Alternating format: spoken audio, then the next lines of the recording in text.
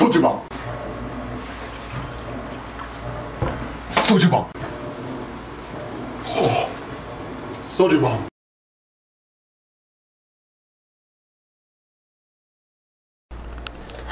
Oh, wowie! Wow. Here we are in our official Soju Bomb. Soju Bomb clothing, because we would never wear the same clothing for 3 videos in a row. Never. No, never. It's not like we just sat down and said, hey, we should get 3 videos knocked out at the same time. Why not? What? No. Who does that? No. Honestly, I feel like I wear the same 4 shirts for all like 30 videos we have. And it's just like, wow, James, you disgusting pig. Don't you ever change? Yes. And I clean my clothes too. Oh, we It just are. happens, I only have 4 sets. We are over 30 videos. Holy moly. We're on a roll. Yes. And if you combine them all, we have 12 and a half views. Yay! And the half view is when we started watching it, we're like, This sucks. this really isn't getting good, but JoJo might watch it. Which is actually why we were at 12 and a half. Because if you piece it together, we're actually at 25 views, but all 25 people watched half of it and turned it off. Oh, so sad. Okay, so we are here to talk about yet another Korean film. This one is one that is very near and dear to my heart. Of course, I am near and dear to my heart. Bassette. Of course, this is James, The Yellow Dart. Bassette. And this film is very near and dear to my heart. This movie hit me in a lot of very important places. Not only because it was... not only because... I hope they can't hear that. Yeah, I was still in the army at the time. This was when I was going through a lot of crap with... this is when I was at the company where the company commander that was treating us like crap, that ended up driving a guy to suicide. Like, it was a horrible time for me. This was a time where I was really like fed up with a lot of this American political bull crap. Korea's looking way more attractive. This movie came at a very tender time for a young Sergeant Bassette, and the movie itself is very Korean. Very Korean. It's another based on a true story. I love based on true stories. And this one takes place in the 1960s. So how does this true story start? North Korea sends a group of like 30 people to assassinate the president of South Korea. This was President Park at the time. During the same time, there is a assassination going on about just some random person. Yeah. I mean, you don't really know much about them. You just know He's a mob guy. Of some sort. something involving the mob, because the mob sends a guy to kill him. It goes back and forth. The North Korean operatives don't succeed. They don't even get very close at all. Well, they make it to Seoul. They make it all the way to where they can see the Blue House, but they obviously don't make it to the president.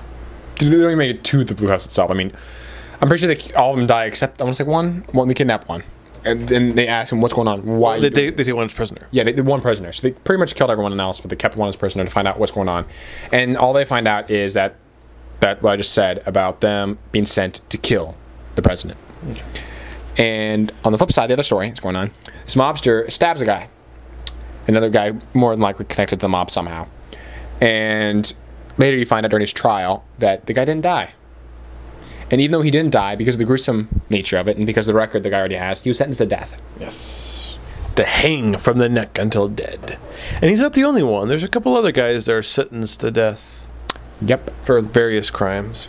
So what happens to them? They're on a boat. There is about 31. There's 31 of them. Yes, sir. And they're all in the boat. They're all had horrible things. They're all at each other's throats because they're all tough guys and who have experienced it all.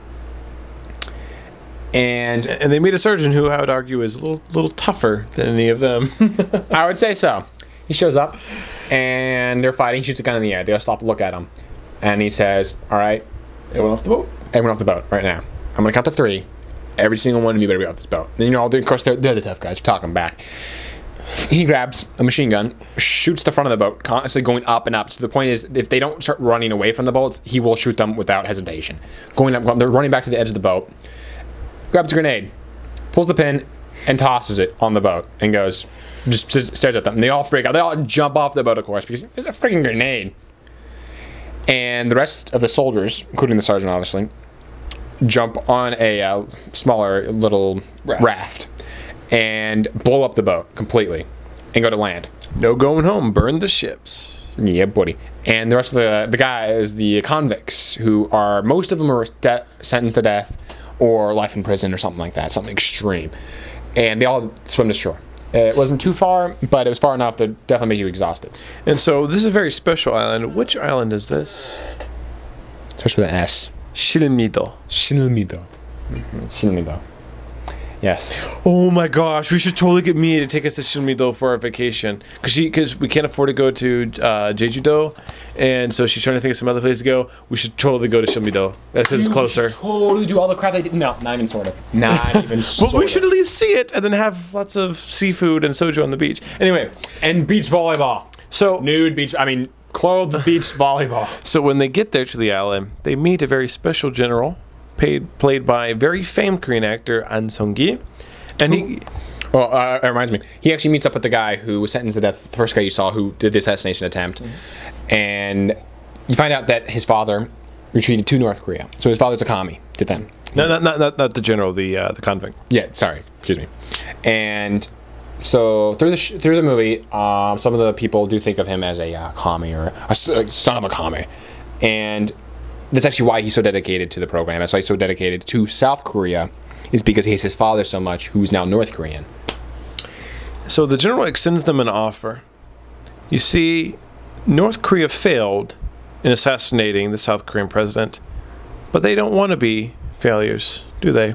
They want to make a very special unit, Unit 684 of the Air Force. And this special unit has a very special mission. What is that mission?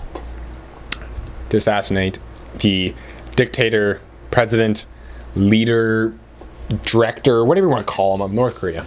Yes. This would be Kim Il-sung, which was Kim Jong-il's father, and then by extension, Kim Jong-un's grandfather. So what begins is a series of rather grueling training sessions. Why don't you describe some of those for us? Well, let's see. Few of them, they just did, the cross-country run, and it's an island, so they went all over the beach, the rocks, the mountains, the climbing, they just brutal stuff. Sand runs, beach runs are the worst. Oh my gosh. They do one where they have to stay underwater. They're linked arms at the very bottom of the ocean, and how they make sure they stay down there, they get a gun, a 50 caliber, like a turret gun, and they're shooting into the water. Because of the density and the mass of the water, the bullets can't reach them at the very bottom. But if they try to swim up, they're going to get themselves killed. So if they stay there a really long time, eventually they break off, and a bunch of them have to go to the surface to breathe. And they know that. So they keep them down there for a certain amount of time, and then they stop, and they just wait to reach their limit. But to the point where I couldn't last as long as they did. There was one where they get, tongues of fire. They put the stuff in the fire, heat it up. Yeah, it's a train them to avoid tucking under torture. He says, if you guys scream during this, it's the same as spilling the secrets of our country. Puts the guys back. They 90% of them scream, run into the ocean, and drop in. One of the characters actually runs, screams, drops in before he gets burned. He starts screaming, "Oh, it burns!" Ouch! Jumps in. He stops and realizes that he wasn't even touched yet. Yeah. There were only three of the 31 who did not scream, and they became they call them team captains. The actual translation is platoon leader, squad leader. Yep. One happens to be the one who you recognize right away as one of the main characters. Well, they all seem to have some form of mob leadership background, yes. So it makes sense that they would end up becoming the leaders. Just tough kind of guys. Well, the one was the son of a commie, the assassination attempt, one you saw at the beginning of the movie, and he explains that his mission is to go kill, Kim Il-sung. Yes. Kim Il-sung, and the other guy's like, well, because they're asking why were you able to keep your mouth shut, and he goes, well, this jackwagon did it, so why can't I? And the other guy's like, I've been through so much with the mob. Is there anything that I can endure? Yeah. So they become the platoon leaders. That's right. So they start training, and they trained for about 2 years. And they're finally told, okay, this is it. This is the day. Now, like we do with every Soju Bomb, this is the point where we tell you, if you're interested in this movie, stop it. There isn't an English version out there, but you can easily find versions with English subtitles, whether it be like a Chinese Blu-ray or it be the official Korean release that just happens to have English subtitles. A, would you recommend it? Or A, did you like it? Yes, I did like it. B, would you recommend it? Yes. But again, to a very select few. See, to whom? That select few I mentioned would be people who, again, it's the most Korean movies. Don't mind a punch to the gut, kick to the face, push you while you're down movie. But at the same time, like a good, it's not really a war movie. It's got a war movie theme. There's battles, there's guns, there's the training. But it's not really, if you like a war movie, I feel like you would like this. If you can stomach war movies, you can stomach movies. Yeah. But this is definitely not family friendly. Definitely don't recommend it to my mom. Oh, no. Not even. I would recommend it to Janet either, but I feel like Janet would watch it anyway. So. I'd recommend Taekuki to mom before I recommend this. And you haven't seen Taekuki yet. Watch that later. It's a Korean war movie. I agree. I'd also add that history buffs, guys who are really big in history, especially military history, I think would get a kick out of the movie. It's based on a true story and all that. Now, so they go for their mission, and it's a huge success, right? That's why Kim Il-sung was assassinated back in '68 and didn't die in the '90s. Yeah, of old age. Definitely. That's exactly what. Right as they leave, right as they're pushed off into the ocean, they get a call telling them they got a new chief. They got a new person running things, and he says, cancel the mission. They go out into the water, tell them, no, the mission's canceled. Most of them are, no, we're going, we're still going. This is bullcrap. We're going. We trained 2 years. This was the only other option besides death. We are doing this. Push off. And he ends up getting the gun, shooting at the boats to get them all to jump out of the boats, saying, no, you don't understand. We got an order from higher up. The mission is scrap. So, that's only halfway through the movie. It's only halfway through the movie. By that time, I thought that was near the end. Like, legit. It's a long movie, and I was just like, that it's over 2 hours, yeah. I would have expected it to end soon, but no. The general, the hard butt who definitely pushed them to the limits, made some super soldiers, is still pleading with the new guy. Yeah. Saying, make them part of the Air Force, send them to Vietnam, do something with them. You've spent all this time and money creating these super killers. Use them. But they don't. They don't. And here comes the big spoiler. He tells him to kill them, to eliminate them, and to be obviously specific is to kill them, get rid of them all. Erase the existence of this program. This was a time where, moving into the late 60s into the 70s, this was the first time in a long time, since the 50s, where South Korea was actually on par, military-wise, with North Korea. All that time through the 50s and early 60s, it was only solely because of the U.S.'s presence that war didn't spark back off again. North Korea was much better equipped. All that equipment from the Soviets and the Chinese, and they were much better equipped. When you got to the late 60s, South Korea started to get better equipped. And so for the first time, they felt that they were on equal enough footing where they can start making demands and having peer talks, as it were, with North Korea. And along with this came a huge shift in politics to where, oh, we're people now who can make demands of North Korea. We don't have to threaten them with violence. So if the word were to come out that we have this super elite unit of trained killers that we were going to use to assassinate their leader, that would look pretty bad. And so just obliterating the unit, terminating the unit from existence. Because they're all, convicts, and so they can't be trusted. Although, you were telling me, apparently, a few of the relatives of these people. Okay. Well, again, this movie's based on a true story, but a lot of the stuff about the events are still kind of shrouded in mystery. Which kind of makes sense because it's a very top secret program. So when this movie came out, there was actually a lot of relatives that claimed to be people who claimed to be relatives of some of these soldiers, who were saying, no, my son, dad, whatever, they weren't convicts. They were members of the special forces who volunteered for this program. We didn't hear from them for years, and then they wind up dead here in Seoul 3 years later. And so right now there's a lot of debate exactly who these people were. Personally, I'm inclined, just because what few information we have, and I'm inclined with the special forces thing. That would actually kind of make sense. Make a volunteer unit rather than just take a bunch of convicts, especially since this movie obviously came out after Dirty Dozen, which had a very similar approach, which was a fictional movie here in the States about a similar premise during World War II. So I tend to think they were special force volunteers, which makes the whole terminating thing even more depressing. Yeah. Holy crap. Point being, the general doesn't want to do it. He's like, you expect me to kill them with my own hands. That's dishonorable. Practically raising them, promising some of them so much stuff to the point where, as a man, he can't go back on that because it's his principles, his morals, his ethics. He made this promise, and he had every intention of keeping it. Yeah. So he brings it up to his 2 sergeants, his 2 right-hand men, if you will. The rank in the movie is Wunsa, which is equivalent to sergeant major. Funny thing is, the one who reacts to that as, what? No way, we are not doing this, as bullcrap, was the one who was the hardest on them, the one who they all hated. They called him Sergeant Dick because that's what he was. He was a dick to them. But he actually gave a crap about them. Yes, that's why he was such a dick to them.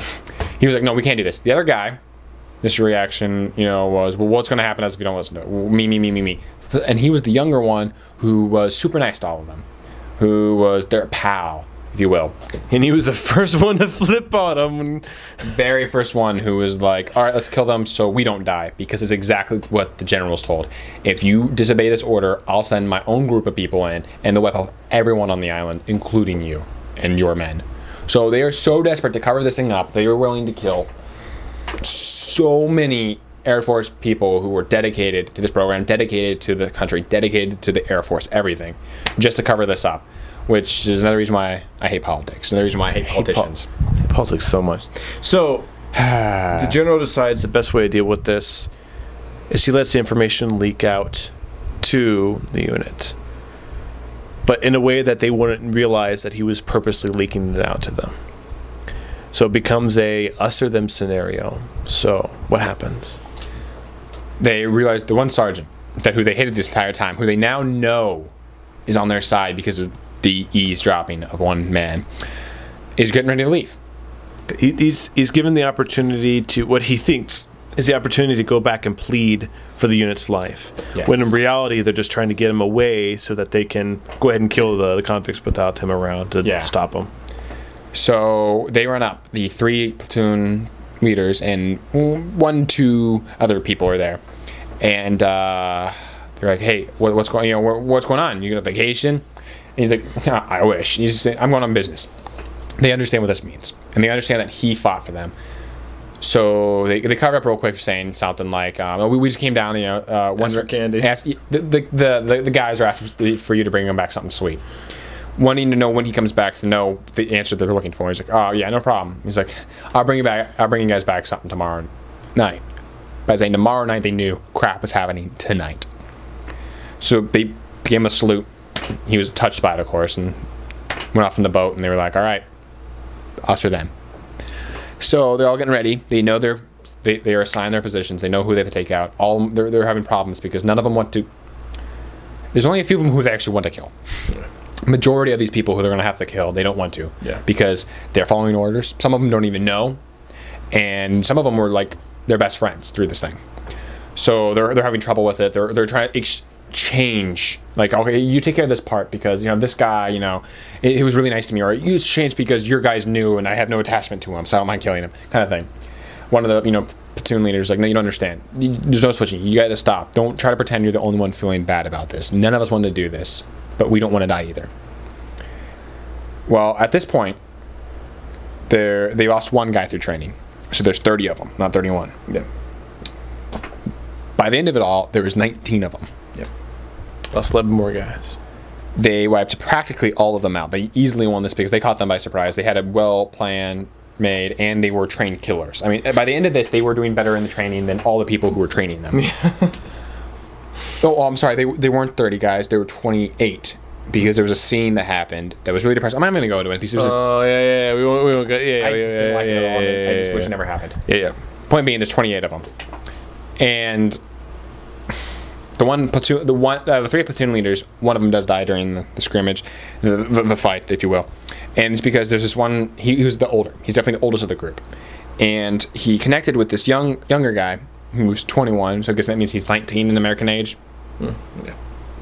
Just a kid. Just a kid. And he has to abuse this man. He has to beat him, tell him what to do and everything. And during one night, when they're all pretty much drunk, and they're all partying, because it was the night before they were going to go on the mission that was eventually canceled, they talk. And he, tells him how bad he feels about treating him the way he has, and how he's only 21 in Korean age, and how he feels horrible about treating him with the respect that he deserved for being his elder.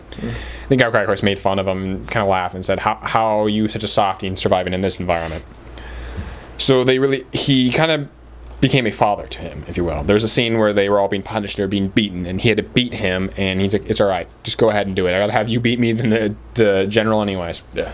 So he does, and he has to kill him, which he does. He shoots him and pretty much cries over his dead body, holding him there, and then the douchebag sergeant, the one who was so quick to turn on them, to kill them all, shoots him when he was crying over the body, and which led to his death. Because the remaining 19 all were in the area. It all showed up, got him to the edge of the cliff, where they were just bashing him, asking him why and all this stuff. And he ended up screwing up and explaining to them how all their records were erased, and how they think that this is out of nowhere, when in reality, they never existed anymore. They were nameless. And then he realized how pissed off that made them, and tried to correct it, but in mid-sentence, they all shot him. Literally every single one of them started just riddling him with bullets. Well, you find out a little bit later that they purposely let a couple of the guys live. Yes. Like, even the convicts had been so dramatically changed by these past 3 years, and so devoted to the idea of country and to patriotism and to servitude, they couldn't bring themselves to kill everybody. They'd just become too close to them. Because they, as a group, they decided to go after the people who did this to them. They kill a bunch of people. They are considered commies. Everyone thinks that they are North Korean operatives. Again, second attempt, if you will. And they realize, we're all going to die, and no one's going to know. They're super depressed. They decide they're going to go to the Blue House, which is a Korean version of the White House, and they're going to talk to the president directly. Now, historically speaking, no one knows if the president actually knew about this thing at all, considering it was set up by intelligence and the Air Force. There's a possibility he knew, but considering how kind of autonomous the intelligence field was, the person that ended up assassinating this president actually, so this president was president at the time, actually was assassinated by the director of the intelligence agency. So it's very possible that the president actually didn't know about this thing at all, or was misled about what it was. Is that why they portray the intelligence dude as such a dick? Yeah. It's because he really was, and he ended up killing the president? Possibly. Well, it wasn't the same guy, but yeah, it was the same organization. Oh, okay, right. So they decide, they hijack a bus, and they're like, okay, we're gonna go to Blue House. We're gonna tell the president. We're gonna go straight to the president and be like, this is who we are. You need to recognize us. You need to acknowledge us. And so they jump on the bus. They start going, and they make it to Seoul just fine, right? No problems. Yeah, they're surrounded. Why do I always do these lead-ins? They're completely surrounded. They know they're screwed. They left all the passengers on the bus, and they make a comment about as big of a dick the one sergeant was. They're glad that one dick survived, and a few of the guys said, "Well, more than one." I kind of let this guy. Yeah, go. I didn't let. He got a pretty good beating from me, but I didn't kill him. And then one guy's like, I said the same thing. So there's a handful of them that didn't kill, and the one platoon leader that was actually survived, and he was like, "You idiots couldn't even follow a simple order, could you?" So they're all shot up. So they write every single one of their names in their blood all over the bus. Their names are in the bus. They're letting everyone know, and not just them, but all of them, all 31 of them. And at that time, there was less than 19 because a few of them were killed during getting to where they were at. Let everyone off the bus. They realize this is it, and they grab their grenades. Every single one of them pulls the pin and drops the grenade. Boom! They all die. They all die. And again, this is based on a true story. They actually did make it all the way to the middle of Seoul, within just miles away from the Blue House. At the time, like I said, it was reported in the news that this was a second invasion of the North Koreans. This was the second commie attack. But slowly it started coming out, okay, that obviously isn't the case. Wearing South Korean uniforms, they're talking like South Koreans. They were the people that survived.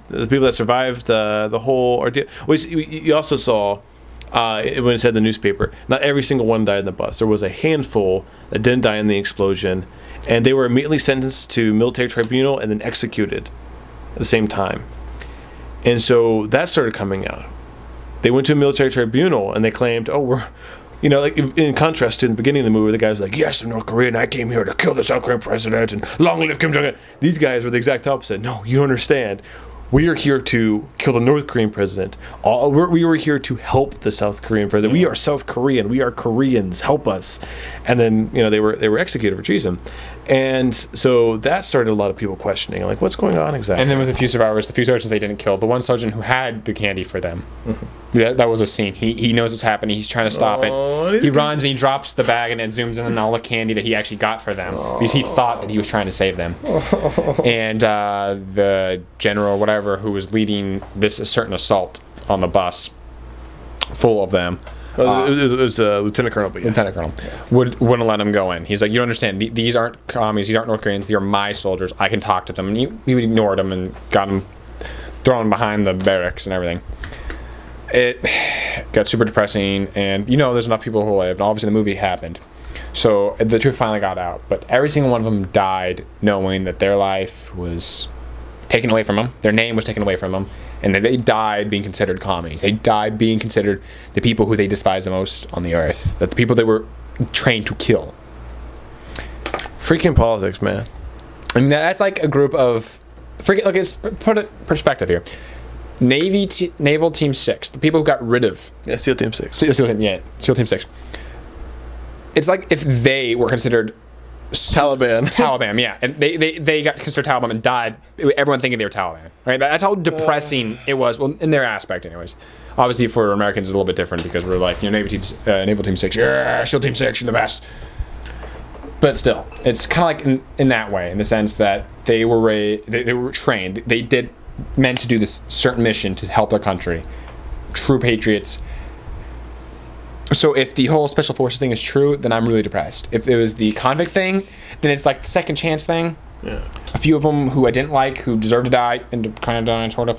So a few of them weren't the worst people in the world, who maybe made bad decisions, who were just raised horrible. But if they were like legit volunteers, people who did everything they could to serve their country, who signed up for this because they wanted to serve their country even more, then you know what? Just screw politics. Man, screw politics. I know, in a sense, we need it and run the country and everything, but dude, politics, man. Freaking politics. All right, so this has been another 2 drinks. Then Soju Bomb. We're all out of Soju Bomb. Yeah, I mean, we kind of finished this stuff off real quick. But this has been a great episode, and I am very much looking forward to even more future episodes. We've gotten some of the bigger punch in the gut movies out of the way, so hopefully things will go a little smoother.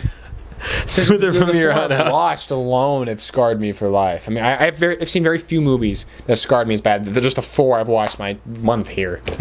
4? We're on like 8 at this point. We mean, I know, 4, yeah, but 4 of them were comedies.